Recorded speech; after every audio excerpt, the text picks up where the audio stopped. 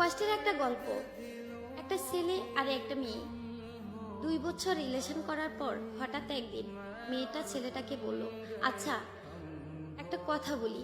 ছেলেটা বলল, বলো। মেয়েটা বলল, রাগ করবে না তো? ছেলেটা বলল, না। মেয়েটা বলল, আমাকে ছেড়ে যাবে না তো?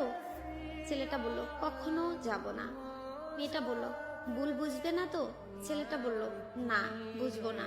মেয়েটা বলল, জানো আমার একটা অতীত আছে। ছেলেটা বলল, কি সেটা? মেয়েটা বলল, আমাকে রেপ করা হয়েছে। ছেলেটা বলল, কি? মেয়েটা কেঁদে কেঁদে বলল, এবার তুমি আমায় খারাপ ভেবে হয়তো আমাকে ছেড়ে চলে যাবে। ছেলেটা মেয়েটাকে অনেক জোরে একটা থাপ্পড় দিল। মেয়েটা বলল, চলে যেতে পারো, আটকাবো না। এ বলে মেয়েটা কেঁদে কেঁদে চলে গেল। কিছুদিন পর হঠাৎ একদিন ছেলেটি মেয়েটিকে ফোন করলো। মেয়েটি বলল, হ্যালো। ছেলেটা বলল, একটু দেখা করবে? মেয়েটা বলল, কোথায়? ছেলেটা বলল, আমরা যেখানে দেখা করতাম। মেয়েটা বলল, আচ্ছা।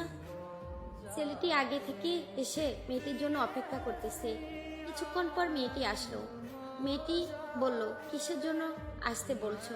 ছেলেটি বলল, চোখ বন্ধ করো। মেয়েটি বলল, কেন?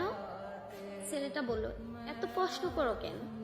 মেয়েটা বলল, আচ্ছা চোখ বন্ধ করলাম। ছেলেটা বলল, এবার চোখ খুলে তাকাও। মেয়ে চোখ খুলে দেখে যে ছেলের বাবা মা আসছে। মেয়ে অবাক। ছেলেটা তখন হাঁটু গেড়ে বসে মেয়েটাকে বলল, তুমি কি আমাকে বিয়ে করবে?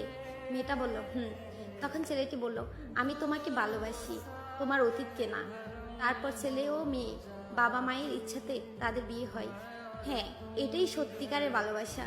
অতীত জেনেও ভালোবাসার মানুষটি ছেড়ে যায় না। আসলে এই গল্পটা শুনে বুঝতে পারলেন, সব ছেলে এক হয় না এবং তার পরিবারও না। ভালোবাসতে জানলে ভালোবাসা সুন্দরবন, ভালোবাসো মন থেকে।